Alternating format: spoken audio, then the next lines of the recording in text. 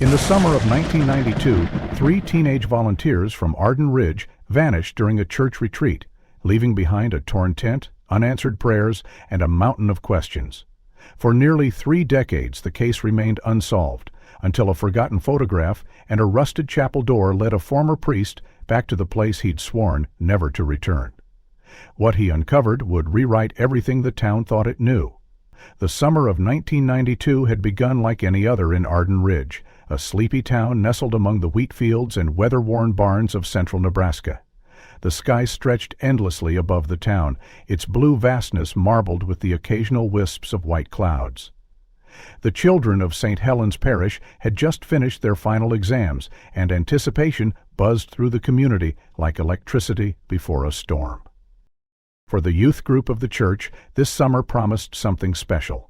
The first ever Eucharistic camp held by the parish, a weekend of prayer, fellowship, and outdoor adventure near Wyman Falls, a remote yet beautiful location hidden deep in the hills west of town. It was Father Marcus Langley's idea. At 27, he was the youngest priest ever to serve at St. Helens and was known for his gentle charisma and unusual closeness with the younger members of the congregation. To many, he was more of an older brother than a spiritual leader. His sister, Eliza Langley, was among the most enthusiastic participants. At 17, Eliza was full of that peculiar blend of youthful devotion and teenage independence. She had inherited her mother's intense blue eyes and her father's quiet strength. Alongside her friends, Owen Merritt and Jonah Callahan, 16, Eliza had been instrumental in organizing the event, collecting sleeping bags, coordinating food donations, and convincing skeptical parents that a weekend in the wilderness would be both holy and safe. Friday morning arrived with golden sunlight piercing through the stained glass windows of St. Helens. Vans and trucks lined the parking lot as parents dropped off excited teens carrying backpacks and coolers. Marcus stood by the church doors, his clerical collar crisp, his eyes searching for his sister amid the crowd. She approached him with a wide smile, tossing her backpack into the back of the supply truck. "Don't forget to lock the food bin this time," she teased. "Last year the raccoons outsmarted you." He chuckled and rolled his eyes, watching her bounce away toward Owen and Jonah. A pang of worry nudged at his chest, subtle and fleeting, like a cold breeze on a warm day. He dismissed it as nerves. Marcus wouldn't be joining them on the trip.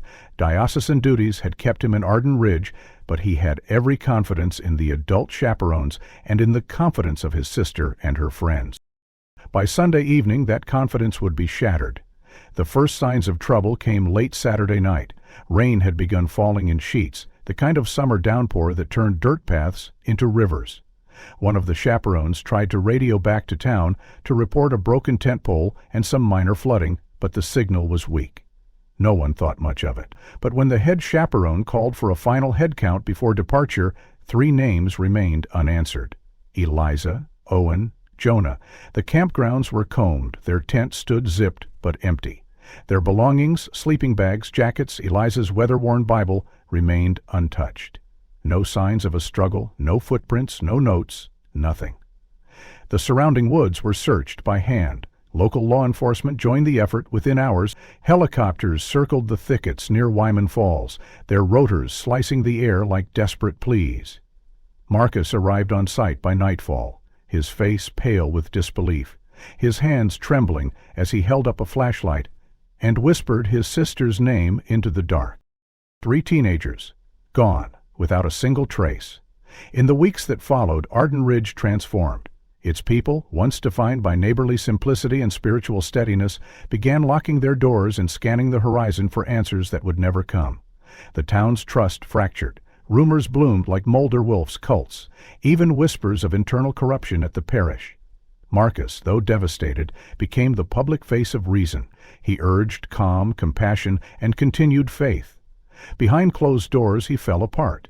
Every night he revisited that last morning, Eliza's teasing smile, Jonah's joking threat to steal the Good Trail mix, Owen's unshakable optimism. And then nothing, a silence so loud it deafened every prayer he offered. The official investigation remained open but stagnant. Detectives interviewed over 80 people, combed hundreds of acres, and even drained 2 sections of the Wyman River, but found no bodies, no evidence, no crime scene. The teams had, in the words of one weary sheriff, evaporated. By September, national media had briefly turned its gaze on Arden Ridge.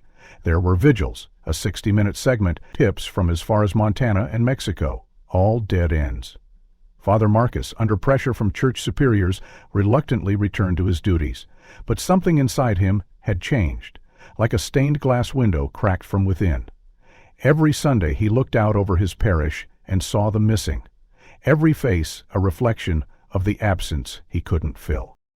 By Christmas of that year, a memorial was erected near the Waterfall Trail. 3 stone pillars engraved with the names Eliza Langley, Owen Merritt, and Jonah Callahan. Below them, a simple line carved in sorrow, "God returned them to us." Most people in town tried to move on, most but not Marcus. The days stretched into weeks, and the weeks into long, painful months as the search for Eliza Langley, Owen Merritt, and Jonah Callahan grew increasingly desperate and eventually stagnant.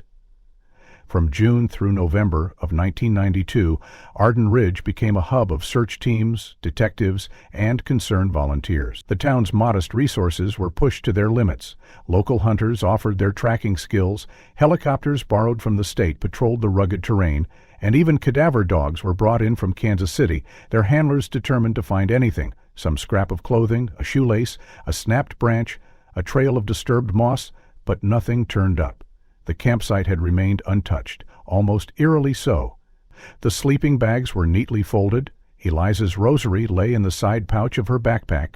Owen's trail journal, something he carried religiously, had a half-finished sentence describing the sound of a hawk overhead. Jonah's Walkman, still loaded with a cassette of hymns, sat beneath a tree trunk. No blood, no signs of a struggle, no drag marks, no broken branches. Footprints leading away from camp that weren't already accounted for by the other campers and chaperones. It was as if the earth itself had swallowed them. Sheriff Benton, a man of slow speech and slower action, told reporters repeatedly that every possibility was being considered, yet behind the scenes frustration mounted.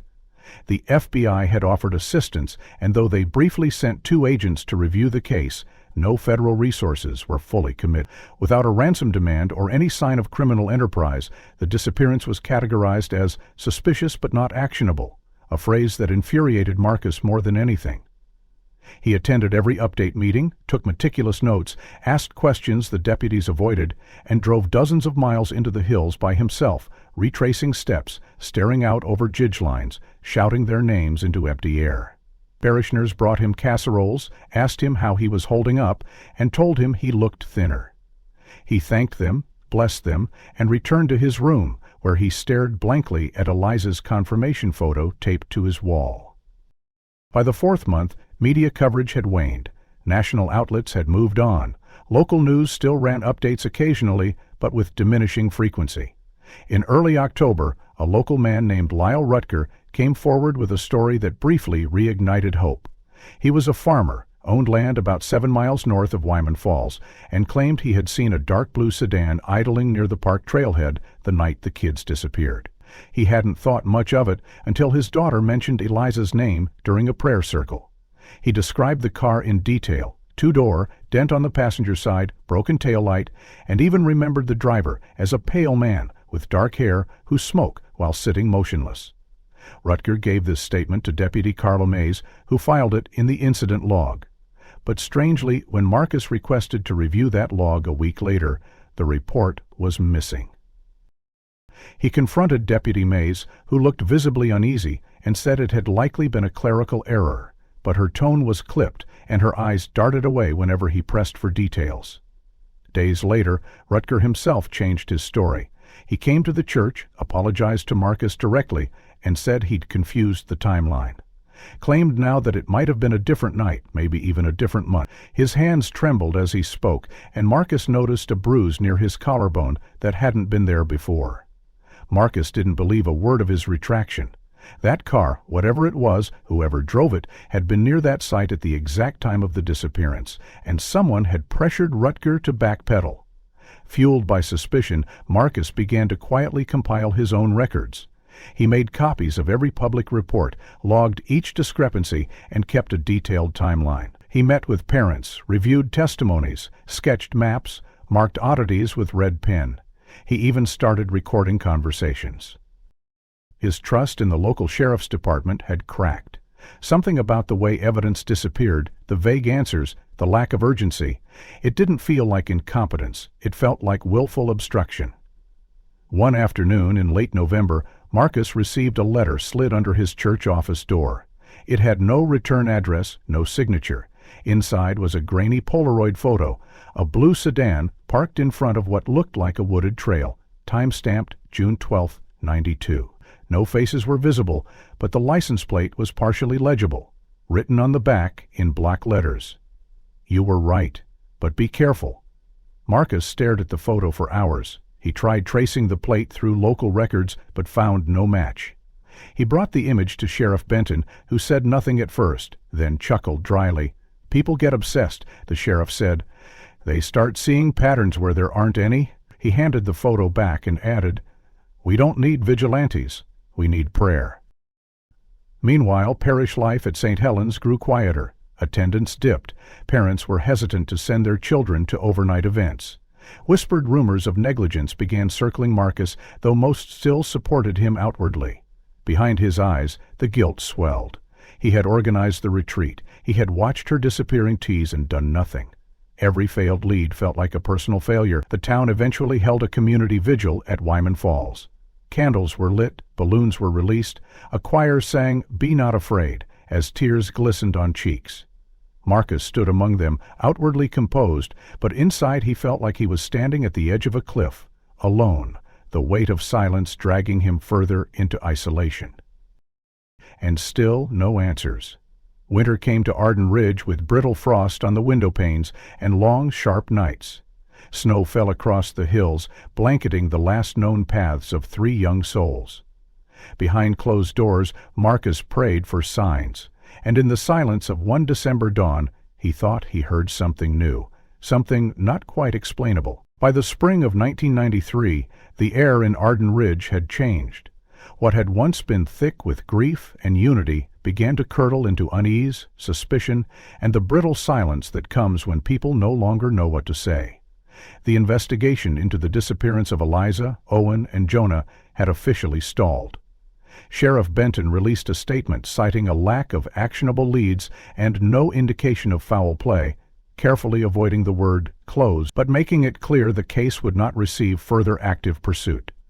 The parents were devastated, but worse still, the community around them began to drift away, not out of cruelty, but out of fatigue. People moved on. People always do. But Marcus Langley could not. He stood in the pulpit each Sunday, looking out at the congregation, and felt the growing weight of a question he could no longer answer. Had he failed in faith, or had faith failed him? His prayers had become mechanical, his homilies hollow. Every sacred word he uttered echoed against the cavern inside him, where his sister's laughter used to live. And then, just before the anniversary of the disappearance, Marcus announced his resignation. He called it a sabbatical, a time for spiritual reflection, but everyone understood the truth. He could no longer preach hope when he himself had lost all trace of it. He left quietly, packing his books, vestments, and a single suitcase into the back of a borrowed pickup. He didn't say goodbye to many, and few came to see him off. He settled in a rented cabin 40 miles outside town, near a dry ridge once used by sheep herders. There was no internet, no television, and no visitors.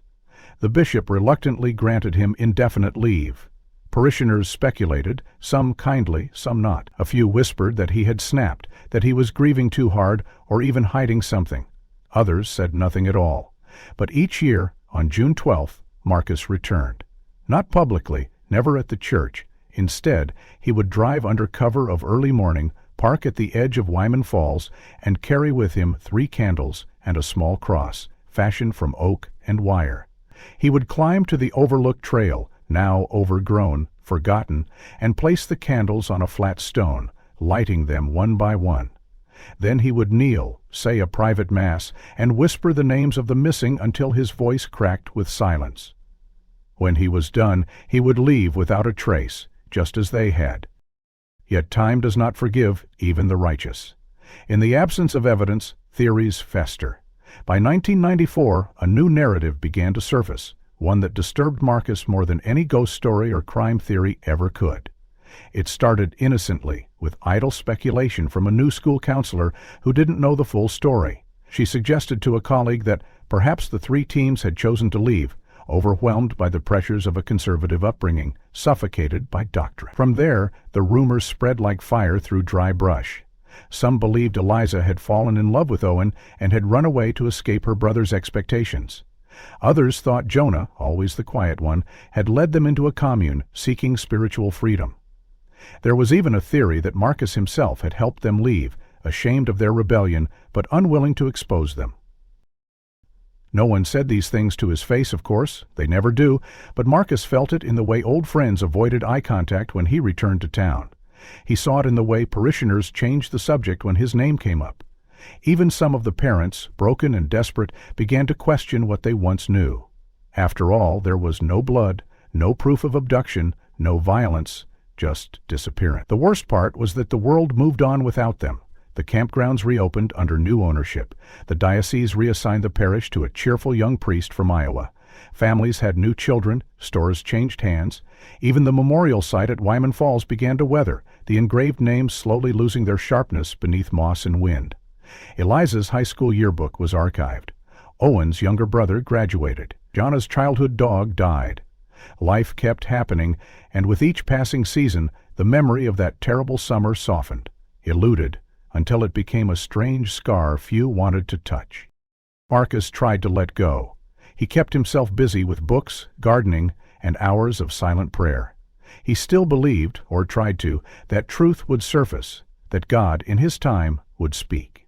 But doubt had become a tenant in his heart, one that would not be evicted. He dreamed often of his sister, always the same dream, but her voice was muffled, and he could never reach her before waking. What hurt most, perhaps, was not the silence of the world, but the silence of heaven. He had begged for a sign, any sign, and received none. Until one evening, sitting by his wood stove, he opened an old Bible and found something lodged between the pages, a folded church bulletin from June 1992, with a note in Eliza's handwriting. He had no memory of how it ended up there, but the moment pulled him backward with unbearable force. That note had been written just before the trip, and now, more than 2 years later, it felt like a whisper from the grave. Or worse, a reminder of how little he'd done. Around this time, a visitor came, unexpected. A woman in her 40s, thin, dressed in denim and boots, arrived at the cabin unannounced. She introduced herself as Grace Miller, a freelance journalist who had stumbled upon the case while researching unsolved disappearances for a book. She had read the archived police reports, the newspaper clippings, and found it all unconnected to the story to die. He didn't answer. She left her card and said she'd be in touch, but what she said lingered. Had someone buried the truth? Had someone ensured that silence would prevail? That night, Marcus didn't sleep. He sat on the porch, listening to the wind through the pine trees, and found himself thinking about that car, the blue sedan Lyle Rutger had seen, about the photo, about the report that vanished, about the bruise on Rutger's neck, about the way no one ever mentioned Malcolm Fenwick anymore, even though he had once been a powerful name in the parish finance committee, and disappeared from Arden Ridge in the same year. On a dry August morning in 2020, almost 3 decades after the disappearance that had fractured Arden Ridge, the hum of a diesel engine echoed through the hills surrounding Wyman Falls. A state-funded road expansion project had begun that summer, its goal to improve access to a newly designated nature reserve, and workers had started clearing a long-forgotten service path that curved around the base of the ridge. Among them was Levi Banner, a veteran surveyor in his late 50s, meticulous and unassuming, the kind of man who carried a compass out of habit even in the age of GPS. While marking elevation changes along a steep embankment east of the falls, Levi's boot struck something soft but unyielding wedged between 2 jagged rocks. He crouched, brushed aside some leaves, and discovered a small, weather-worn leather satchel, its strap cracked, its buckles rusted. At first he thought it might be debris, an old hunting pouch, maybe. But as he pried it open, he realized the interior had been wrapped in oilcloth, preserving its contents from time and moisture. Inside, he found a handful of crumpling papers, a half-empty tube of lip balm with a faded pharmacy label, and at the bottom, a Polaroid photograph.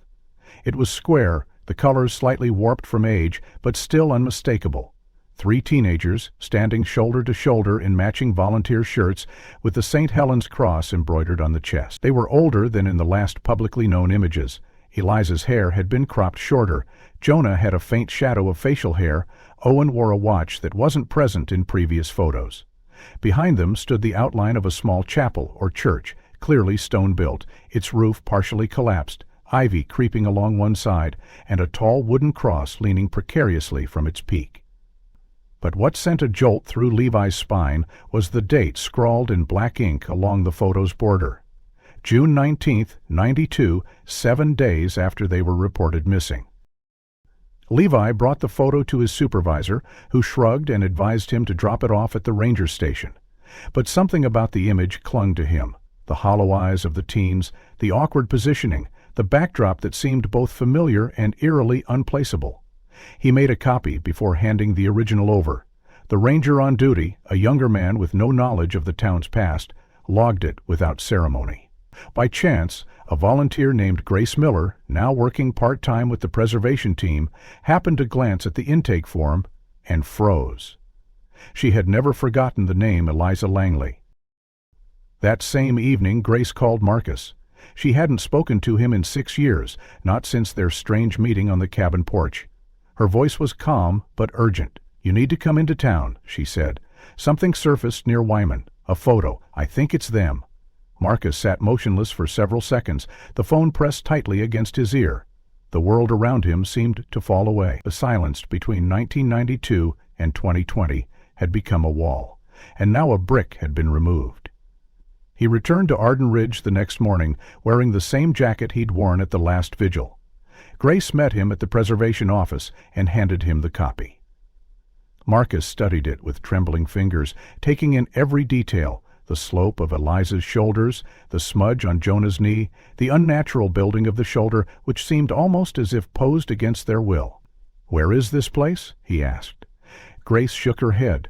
"That's the thing, no one knows." They brought the image to the Arden Ridge Historical Society. Old maps were pulled, satellite overlays consulted, but no structure matching the chapel in the photo appeared in any survey records, church registries, or land deeds within a 10-mile radius. Grace ran the background through archaeological matching software, uploading the photo to architectural databases and local heritage sites.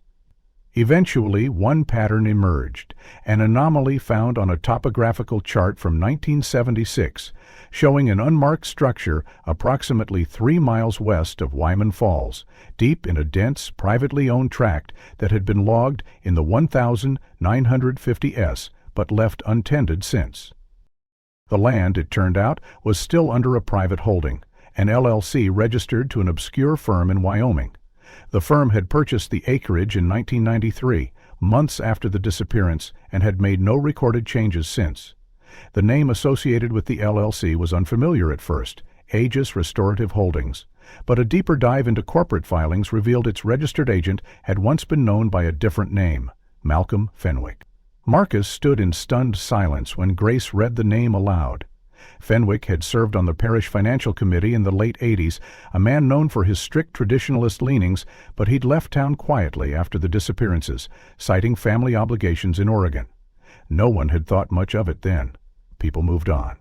But the coincidence was too large to ignore. Marcus recalled the way Fenwick had always seemed uncomfortable around young people, his disdain for what he called modern distortions of faith. There had even been a minor dispute between him and Eliza during a firm-fine meeting, something about her proposal for inclusive language in parish brochures. Grace suggested they take the photo to the sheriff. Marcus hesitated. Sheriff Benton had long since retired, but the department still bore the shadow of its past failures. He feared the same bureaucratic resistance, but Grace insisted, reminding him that they had something tangible now, something physical. Before they could decide, Marcus asked for one more thing. "Can you zoom the photo?" he said. "Right here." He pointed to a corner behind the chapel where a small outbuilding peeked from the tree line. Grace enhanced the image. The shape was unmistakable, a steeple without a bell. A building not marked on any current map. A building that shouldn't exist. That night, Marcus lay awake in his childhood room, staring at the ceiling fan as it spun in slow, creaking circles. He thought about the oilcloth wrapping, the lip balm, the Polaroid, the silence that had stretched like a wound across 28 years. The photo had survived where truth had not. But it begged a question more terrifying than all the others. If the teams were alive 7 days after they vanished, who had taken that photo? And why? Marcus had never planned to return to Arden Ridge. Not really. Not after the whispers, the failed searches, and the aching emptiness that followed him like a shadow each time he set foot near the church steps. But the photo had changed everything. It had cracked open something long sealed, and once the air of truth escaped, it demanded to be breathed. So, with a copy of the Polaroid tucked inside a manila folder and his cross pendant around his neck, for the first time in years, he found himself driving through the familiar winding roads that led back to the hills near Wyman Falls. Grace had done her part. After overlaying the map data with the topographical chart from 1976, she provided a GPS coordinate, matching the mysterious outbuilding barely visible in the photo's background. Marcus, restless with dread and something darker, had insisted on checking it alone. The drive out was eerily calm. Summer was retreating, and the golden prairie grass along the roadside swayed gently under a cloudy sky. His old station wagon creaked along the gravel road until it reached a gated access path, chained and padlocked, with a faded sign reading, "Private property, no trespassing" map in his backpack, and began the half-mile hike up a forested incline. The woods were denser than he remembered, tangled roots, fallen trees, and thickets that clawed at his sleeves like brittle fingers. The further he walked, the more it felt like stepping back in time, or perhaps into a memory someone else had buried. When he reached the clearing, he stopped. There it was, the chapel from the photo. Smaller than he'd imagined, but unmistakable. Time and weather had battered the stonework, but the cross still leaned from the peak, and ivy clung to the cracked bell tower. A sagging door hung half open, and the earth around the structure looked unnaturally flat. No signs of recent activity, but also no natural overgrowth you'd expect from decades of abandonment. He circled the building, scanning the area for the outbuilding they had spotted behind it in the Polaroid. It wasn't immediately visible from the front, but as he moved around the far side, he spotted a trail of moss-covered stones that led to what looked like the edge of a retaining wall. Behind a curtain of overgrown shrubbery, a low, rusted roofline emerged at the bottom of the window. The door was padlocked, its hinges streaked with rust, but the construction was clearly more recent than the chapel. Marcus jotted the GPS location on a notepad, took several photos, then sat on a stone ledge to catch his breath and plan his next step. He didn't notice the man at first. The voice came from behind, sharp and unfamiliar. "Private land. You lost?" Marcus turned quickly, heart pounding. A tall figure in work boots and a brown vest stood near the tree line, holding a long walking stick that looked a little too heavy for mere hiking. The man's face was weathered, lined by age and sun, but his eyes were alert. Didn't realize this area was posted." The man studied him for a beat too long, then nodded toward the chapel. "Nobody comes out here anymore. Land's been dead for years." Marcus hesitated. "Who owns it now?" The man shrugged. "Some LLC. Same company's held it since the early 90s. Never seen anyone out here except the occasional survey crew. No development either. Guess they're just sitting on it?" Back at Grace's office later that evening, Marcus repeated the story. Grace, already poring through property deeds and corporate records, froze when he mentioned the year 1993. She clicked through several PDF files, then turned the monitor toward him. "Here, Aegis Restorative Holdings, registered March 5, 1993. Purchased parcels 11 through 14 near Wyman Ridge, including your coordinates. Look who signed the purchase agreement." Marcus leaned closer. The name stared back at him in stark black ink. Malcolm Fenwick. The room fell silent. Grace reached for another file. "I dug into the LLC structure. It's a shell company, standard practice for real estate holdings, but in the initial registration, Fenwick listed himself as the registered agent before resigning from the board 6 months later." Malchus's jaw clenched. "He disappeared from Arden Ridge around that time." Grace nodded. claimed he was caring for an ailing aunt in Oregon, but there's no record of him there. Nothing after 1993, at least not under that name. Marcus stared at the screen, memories rushing back with a fury he hadn't felt in years. Fenwick's long-winded speeches at finance meetings, his discomfort when youth groups spoke up during Sunday assemblies. There had been a coldness to him, something unnerving. There had been a coldness to him, something unnerving. At the time, Marcus had chalked it up to rigidity, to an old man trapped in older beliefs. But now, it felt like something far more sinister. "We need more," Marcus muttered, mostly to himself. "We need something physical, something we can bring to the sheriff." Grace pulled open a drawer and handed him a faded manila envelope. "Then maybe this will help." Inside were several black and white photographs taken, she explained, by a local amateur historian who had documented the Ridge County outskirts in the 80s. One photo showed the chapel, clearly intact and in use. The next, taken a year later, showed the surrounding woods cleared, construction materials stacked nearby, and a small truck with a blue tarp covering what looked like concrete form.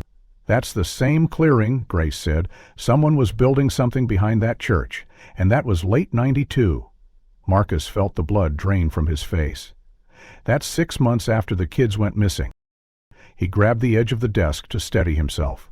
If Fenwick had acquired the property after their disappearance, but construction began before the LLC was registered, then someone had been using that land unofficially.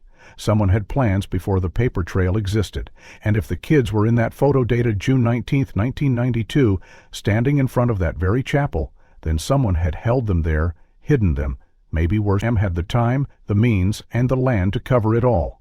He stood abruptly. "I need to go back out there," he said. Grace looked up.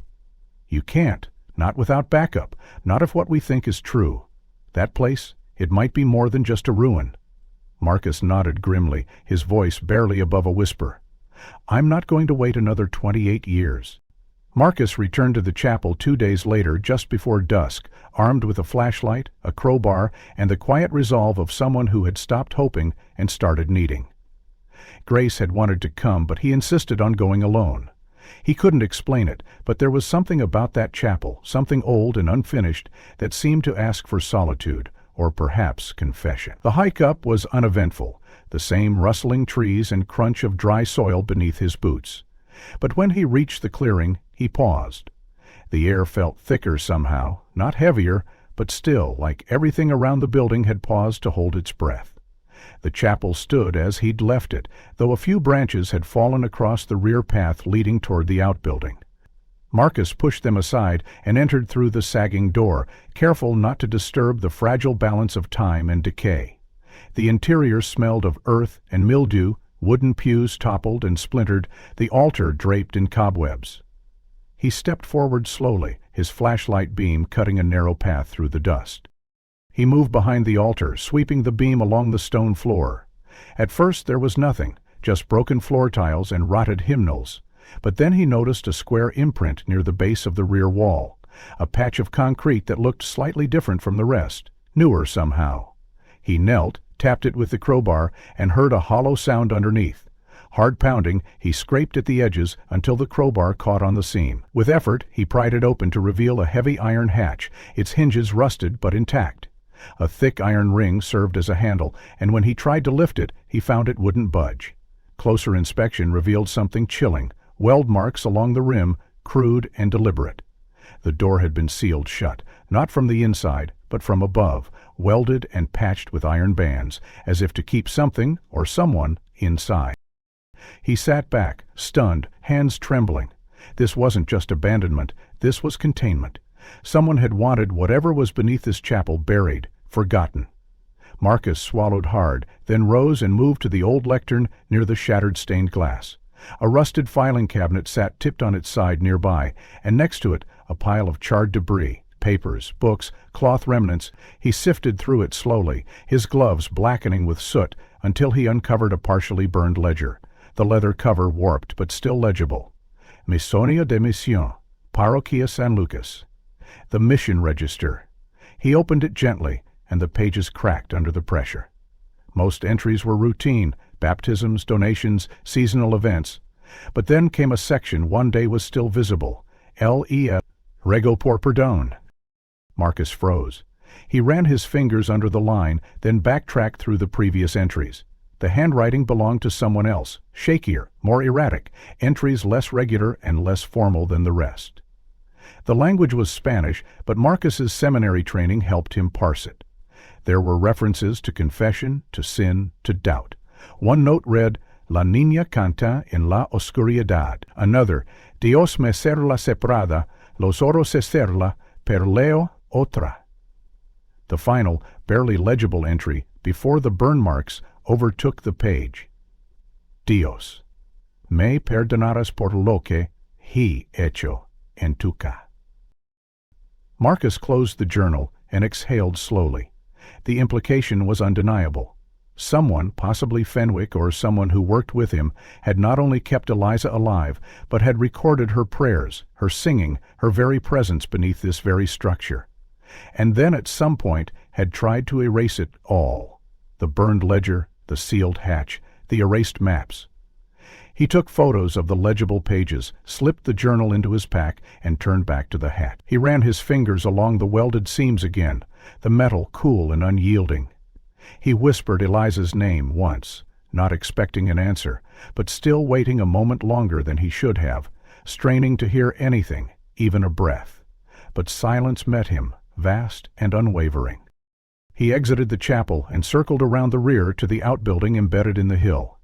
This time he examined it more closely. The padlock was newer than the structure itself, shiny and unmarked. He tried the crowbar, but it wouldn't give. Instead, he peered through the edge of the slats between boards, catching a glimpse of stairs leading down into darkness. This wasn't just a shed. It was an access point, a secondary entrance, perhaps, maybe the original tunnel to the sublevel beneath the chapel. Maybe a way around the sealed hatch. His mind raced with possibilities, secret construction, hidden captivity, systemic cover-up. Everything he'd feared for 28 years was no longer speculation.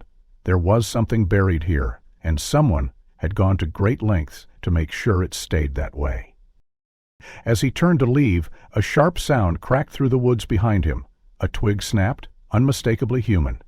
He whipped around, flashlight up, but saw nothing. Still, the feeling remained that someone was watching. He hurried back to the trail, not running, but close. At his car, he looked back once more at the tree line. It was empty. But something lingered in the air, something he hadn't felt since the day they vanished. Not just absence, intention. He climbed into the driver's seat and started the engine. The journal sat in his passenger seat like a relic, and beneath it, folded carefully, was the photo. He glanced at Eliza's face again. Her eyes weren't just scared. They were trying to say something. The drive back to Grace's office felt endless. The sun long vanished behind the hills as Marcus gripped the wheel and tried to calm the tremor that had settled into his hands. The burned mission journal sat beside him like a burning coal, its contents echoing in his mind with sickening clarity. Eliza alive, praying in the dark, separated from the others, left beneath a chapel sealed with iron and silent. Grace met him at the door, worry creased across her brow, but her expression shifted when he pulled the book from his bag and opened it to the scorched page. "We were right," he said, his voice low and ragged. "She was there. Someone wrote it down. They heard her." Grace's fingers traced the ink, her eyes wide with restrained disbelief. "If she survived past the disappearance," she whispered, "we're not looking at an accident or a wilderness death. This was imprisonment." Marcus nodded, the weight of the words suffocating. "And not just by anyone. I think we know who." The next morning, Grace contacted an archivist from the Diocesan Records Office who agreed to meet them off the record. Over coffee in a quiet corner of the public library, he confirmed what they'd begun to suspect. Malcolm Fenwick had once been a key figure in a private group known as the Society of Orthodoxy, a fringe circle within the Catholic lay community that had formed quietly in the 1970s. Their mission, as described in their now-defunct internal bulletins, was to safeguard tradition against the creeping liberalization they believed was infecting the Church after Vatican II. Fenwick was not only a member, but a regional coordinator by the late 80s. and his reputation within the society was that of a man deeply committed to rooting out what he called agents of spiritual dilution. According to a memo found in the archives, Fenwick had once written, "They walk among us, these smiling reformers, these wolves in red scarves and youthful skin, and they seek to twist our church from within." Peepers began to fall into place. The red volunteer shirts in the Polaroid, the way Eliza had openly challenged Fenwick during a youth outreach meeting, the church's new inclusive materials she had helped design. It wasn't just that he disliked the teens, he had believed they represented something dangerous, something impure. Marcus sat in stunned silence as the archivist folded his notes and left.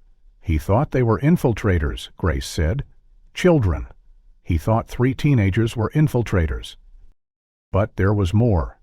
Grace had been chasing another lead in the background, an anonymous tip that had come in months ago through a closed clergy message board, a dying man in a hospice facility 2 counties over who had confessed something strange to a nurse on his final night.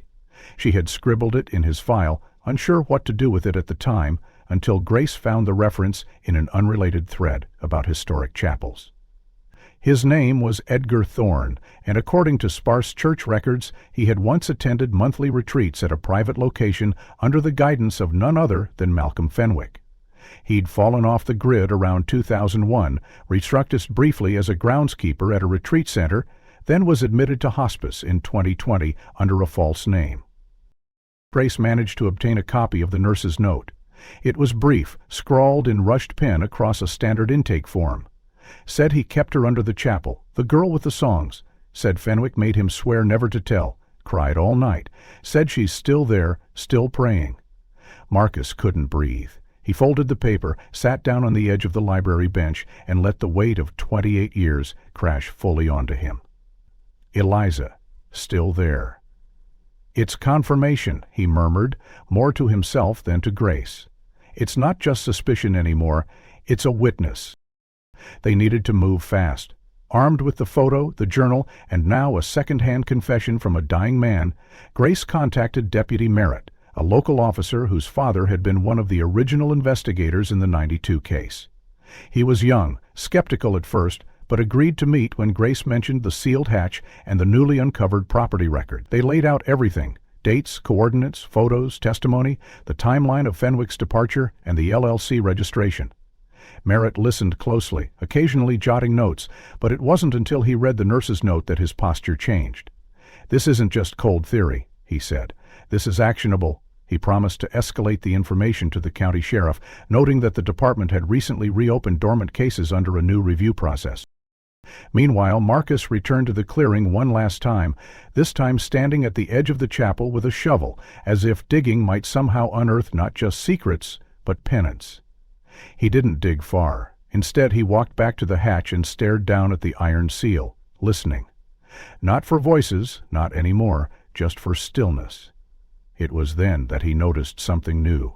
A small rusted plaque embedded in the stone wall beside the altar, obscured by soot and debris. He cleaned it carefully, revealing words engraved in Latin. Fide solum mane, only faith remains. He whispered the phrase to himself, unsure whether it was comfort or curse. Grace called later that night. The sheriff had approved a preliminary site inspection. No full-scale operation yet, but enough to send in a small team to verify the presence of underground construction. Merritt would lead it, with Marcus and Grace present as civilian witnesses. The date was set for the following Monday. 3 days. Marcus stared at the calendar, thinking of all the days that had passed, the missed birthdays, the silent Christmases, the unanswered prayers. And all the while, Eliza, possibly alive, had been beneath that chapel, singing in the dark. Monday arrived cloaked in a dull gray mist that clung low to the ground like the breath of the mountain itself, silent and unblinking. Marcus stood at the edge of the clearing just after dawn, flanked by Deputy Merritt and Grace, who wore her disbelief like armor. Behind them, 2 unmarked Sheriff's Department trucks idled, their lights spinning but sirens off. 3 uniformed officers and a forensic tech moved with quiet precision, examining the perimeter of the chapel before setting up portable lighting and generators. Marcus stared at the iron hatch beneath the altar, now exposed and cleared of debris. The team had already confirmed the welds were artificial, cut from the outside, aged but deliberate. The hinges creaked as the tech applied lubricant and worked the edge with a portable lateral saw, sparks hissing into the early fog. When the lock finally gave, the hatch groaned open with a sound that seemed to vibrate through the soles of Marcus's boots. A wave of cold air emerged, dry and stale like air trapped for decades. A narrow stairwell led down into shadow, flanked by stone walls slick with condensation. The air was still, too still. Marcus closed his eyes briefly and whispered a prayer. Deputy Merritt, flashlight in hand, descended first, with Marcus and Grace close behind, followed by the tech and another officer. The steps descended for nearly 12 feet before opening into a low corridor with stone flooring and aged mortar. The deeper they moved, the more they saw evidence of a once functional space. Lantern hooks along the wall, rusted hinges where a door had once been mounted, and faint scuff marks across the floor. It didn't feel like a dungeon. It felt like a room somehow had prepared with intention. As they turned the corner, a new space opened before them, a chamber no larger than a single-bedroom apartment, enclosed by stone and earth. The walls were insulated with old wool blankets, nailed flat, likely for warmth, but also for soundish sound. The space was astonishingly organized. A cot covered with layered cloth sat in one corner, beside it a makeshift altar carved from stone and wood, topped with melted candle nubs, and a roughly hewn crucifix. A bookshelf held water-damaged Bibles and hand-stitched notebooks. There was a chamber pot, a bucket for washing, and a wooden table with rusted utensils, scraps of fabric, thread, and a rosary made of twine and bread beads. The room was a capsule of quiet survival. Then came the sound, soft, raspy, human. A cough. Then a murmur, words too quiet to be understood. Merritt held up a hand, sealing silence. Marcus's breath caught in his throat. The sound came again, this time a whisper that carried up from behind a stacked wall of crates in the far corner. Merritt approached cautiously, but hand steady near his side. "Hello?" he called softly. "Is someone there?" There was a pause, then movement. A shuffle. And from the shadows a figure emerged, frail and thin, wrapped in a faded wool shawl. Her face was gaunt, pale from years without sunlight, her hair cut unevenly with what looked like rusted scissors, but her eyes, those eyes, were unmistakable. "Eliza," Marcus whispered, voice breaking as he stepped forward, then stopped, overwhelmed. The woman blinked slowly, struggling to focus, her lips parting in disbelief. "Marcus," she rasped. "You came." Time fractured. Merritt rushed to his radio. "We've got a live subject. Subject is alive." The chamber burst into motion. The tech moved to clear the way, officers guiding the stretcher team down from above. Marcus dropped to his knees beside her, tears rolling unchecked down his face. "Eliza, my God, I thought you were gone." She shook her head weakly. He said no one would come, that I was forgotten, and whispered, "Never. I never stopped." Paramedics arrived moments later, stabilizing her with practiced hands. Her vitals were weak but present. Dehydration, malnutrition, severe muscle atrophy, but her mind was still intact. As they lifted her gently onto the stretcher, she clutched Marcus's hand with surprising strength. "They didn't all make it," she whispered, "but I remember everything." The officers cleared a path, and the team began the slow, careful ascent. Marcus followed closely, stunned by the unreal magnitude of what was happening. 28 years buried alive in silence and darkness, and now Eliza was breathing the morning air again. The sky had started to clear, the fog lifting slightly, and as the stretcher reached the chapel threshold, sunlight pierced through a crack in the roof and landed across her face. She flinched at first, shielding her eyes, then let her hand fall away slowly. Her lips curled into the faintest smile. Outside, the emergency team was waiting with oxygen, blankets, IV lines. Eliza winced at the noise, the brightness, the sheer volume of life around her, but remained calm. Her eyes never left Marcus. When Grace approached, Eliza tilted her head. "You found the picture," she said. Grace nodded, tears welling in that truth, but as they loaded her into the ambulance, she opened them again, this time with clarity and purpose. "He wasn't working alone," she said. Fenwick had help. Others knew. They watched. They said nothing. Marcus stepped back, his heart pounding.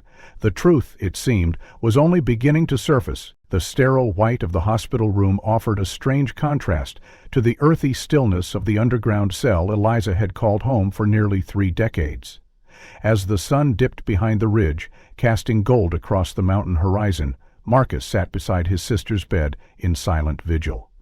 She rested, eyes closed but not asleep, the thin blanket rising and falling with her measured breaths. Her arms, bruised with IVs, remained motionless, but her voice, though frail, had grown steadier with each passing hour. Deputies rotated in shifts outside her door, not as guards, but as a protective presence, while hospital staff moved with reverence, aware that they were not just treating a patient, but witnessing a miracle. It wasn't until the second day, after fluids and nutrition had begun restoring color to her cheeks, that Eliza finally asked to speak formally, with Marcus, Grace, and Deputy Merritt present, and a voice recorder placed gently on the bedside table. She began without hesitation, her words clear, her tone eerily calm. "It started the second night," she said. "We thought it was a prank at first, a test or something. The door was locked, but we figured someone would realize we were gone. But by the third day, the light stopped working, and the cold started settling in. That's when we knew it was real." Harriman twisted slightly under the sheet. "Jonah got sick first. He kept saying his chest hurt, but there were no meds. We tried to warm him with blankets, rotated shifts to keep his body heat up, but by the end of the 3rd week, he couldn't speak anymore." A pause, her eyes unfocused, as if seeing it all play out again. Owen made it a little longer. He was always trying to cheer us up, telling stories about his little brother, how he was going to name a dog after him when he got out, but when the food stopped, he just stopped fighting. Marcus leaned forward, barely breathing. "And Malcolm?" Elegantly slowly. "He came sometimes. Not at first. Maybe after the first month. Always wearing gloves. Always talking like a teacher. He said we were being tested, said the church needed purging, and that we were seeds of rebellion. Corruption. He offered us a way out, recite what he called the doctrine of correction. He said if we accepted the old ways, the true order, we'd be redeemed. Jonah refused. So did I, but I was different." Grace, standing near the window, turned slightly. "Different how?" Eliza looked directly at Marcus. "He knew who I was. He knew you were my brother. He called it providence. Said holding me was the key to restoring order, that using the daughter of a priest to deliver his message would send a warning to the hierarchy. A lesson in obedience. He kept me alive because he believed I was the symbol of everything that had gone wrong, and everything he needed to correct." Her voice cracked slightly. "He'd bring me food, water, books, but no kindness, just scripture warped into something unrecognizable. He made me repeat verses out loud, write them down over and over.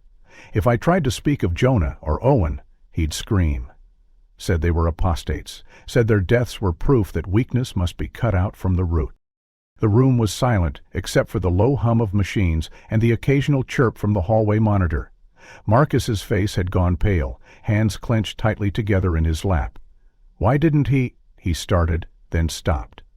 Eliza answered anyway. "Why didn't he kill me? Because he wanted me to remember. He said when the time was right, I'd be found, and when I was, I'd tell the world what happened. Not as a victim, but as a witness to what he called purification." She looked at Marcus with tired, searching eyes. "He thought I would justify him." Deputy Merritt cleared his throat gently, trying to hide the emotion in his voice. "Did he ever say who else was involved?" Eliza shook her head. "Not directly. But sometimes when he got drunk, yes, he'd bring wine on some nights. He'd talk about meetings, about how others had supported his ideas before they got scared. Said they abandoned him after the police started poking around. He'd laugh, say cowards feared the fire, but forgot it purified." Grace leaned forward. "Do you remember any names? Anyone he mentioned?" Eliza's brow furrowed. "He called someone Vance once. Said Vance was supposed to secure the western entrance. Another time he said Thorn cracked too soon. But mostly he talked to himself. Pages and pages of journals. He wrote constantly. Marcus straightened. "We found part of one, burned, in the chapel." Eliza nodded. "Burned dozens, always terrified someone would find them. But he couldn't stop writing. It was like he had to justify it to himself, or maybe to God." The nurse tapped gently at the doorframe, signaling that rest was overdue. Merritt stopped the recorder, voice heavy. "Eliza, you've been through something no one should ever endure. You're safe now. We're going to investigate every corner of that property." Eliza nodded, eyes drifting closed again. "There's a room," she whispered, "behind the prayer wall. He kept it locked, said it was where truth slept." As the others filed out quietly, Marcus lingered for one last moment, his hand resting gently over hers. "You were never forgotten," he whispered. "I prayed every day." Eliza opened her eyes, soft and steady. "I know," she said. "That's how I lasted. I held on to your voice, even when everything else faded." Marcus turned to leave, but as he stepped into the hallway, the words she'd spoken echoed in his mind. Truth slept behind a wall, and somewhere within that ruined chapel, the full weight of what had been hidden still waited to be revealed.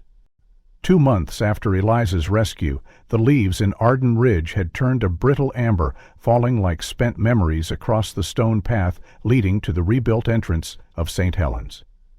Inside the church, sunlight filtered through freshly repaired stained glass, casting bands of blue and red across the newly polished pews. Marcus stood before the altar again, this time not as a grieving brother or haunted witness, but as a priest returned to service. Not because he had found closure, but because he had been forced to confront what faith must endure when pressed through fire. The news of Eliza's survival had swept across the state like a tempest. News had followed, statements given under care and legal advisement, and with each public detail, the silence that had hung over Arden Ridge for nearly 30 years was pierced thread by thread.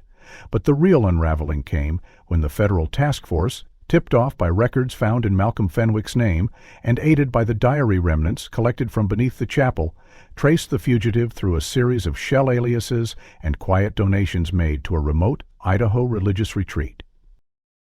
The location, registered as a monastic guest house, was in truth an isolated structure nestled between timber hills outside Coeur d'Alene. No public masses, no known bishopric affiliation, and only one resident listed, Brother Caledon. The arrest was uneventful. Fenwick, emaciated, bearded, and still clutching a weathered copy of his own hand-transcribed dogma, offered no resistance. He simply stared at the marshals and muttered, "The church didn't listen then, it won't listen now. But the blood remembers." He was extradited under multiple felony counts: unlawful imprisonment, manslaughter, abuse of a minor, conspiracy to conceal evidence, obstruction of justice. The Idaho property, once thought to be a retreat for spiritual renewal, was revealed to house a makeshift chapel lined with disturbing art, symbols twisted from Christian tradition, journal fragments echoing his years of delusion, and a solitary wooden chair set beneath a crucifix, without a Christ. At his arraignment, he refused legal counsel. When asked for a plea, he simply said, "I already answered to God." Eliza never spoke of him again. Her recovery was slow but steady. With trauma therapists and a medical team from the state rehabilitation program, she began to walk again, first with assistance, then alone. Her speech sharpened over time, though she often paused mid-sentence as if remembering things she chose not to say. The public hailed her survival as miraculous, but she hated the word.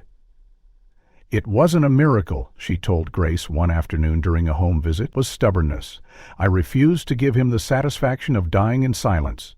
She refused interviews, beyond the initial legal statement, and instead began to write, pages and pages in quiet journals, not memoirs, but letters to the 2 boys she'd never gotten to mourn aloud. She kept a photograph of them, laminated and creased, on her bedside. And in the corner of her room sat the twine rosary she'd made underground, untouched, a relic of both her captivity and defiance. Marcus visited often. They never spoke long, just sat. Sometimes they prayed, sometimes they cried, but mostly they let the silence rest between them, not as a weight, but as recognition of the years lost. Marcus had declined every media request, every book offer, every invitation to speak on platforms about faith and perseverance. Instead, he returned to St. Helens, quietly resuming his pastoral duties. The congregation had changed, fewer familiar faces, more curious visitors. Some came to gawk, some to genuinely seek, but Marcus didn't preach about responsibility, about truth, about what happens when institutions protect their image more than their people. One Sunday, a small framed plaque appeared near the entrance of the church. It bore 3 names, Jonah Reed, Owen Thacker, and Eliza Langley. Beneath them, a line in Latin, Veritas liberabat vos. The truth will set you free. When Marcus spoke that morning, his voice was steady. He said, "Is not immune to evil. It is often its first target. But our job is not to preserve faith from pain. It is to hold it through pain, to name what is broken, to protect those who cannot protect themselves, and to repent, not just in words, but in action." No one applauded. They simply sat in stillness, many weeping quietly. Grace sat in the back pew, hands folded. She declined all formal credit, but had been instrumental in coordinating the continued investigation. Several other names were still under review, former associates of Fenwick Society, donors who had helped secure the original land purchase, and local figures whose records had long seemed too clean. The legal process would take time. The healing would take longer, but Eliza's room now faced the east window. She asked for that. "I want to see the sunrise again," she said, and she did. Each morning, even on the days she couldn't stand, even on the days the memories made her chest tighten and her breath shallow. Marcus often left her small folded notes, tucked between pages of the Psalms. One day she found one that read, "I thought I had lost you, but God kept writing your name in every prayer I spoke." And beneath that, smaller still, in Eliza's own hand, "He never stopped listening, even in the dark." If this story moved you, don't forget to like and subscribe for more real-life inspired mysteries. I'm curious, what part of Eliza's journey hit you the hardest, and where are you watching from? Drop a comment below. I read every one.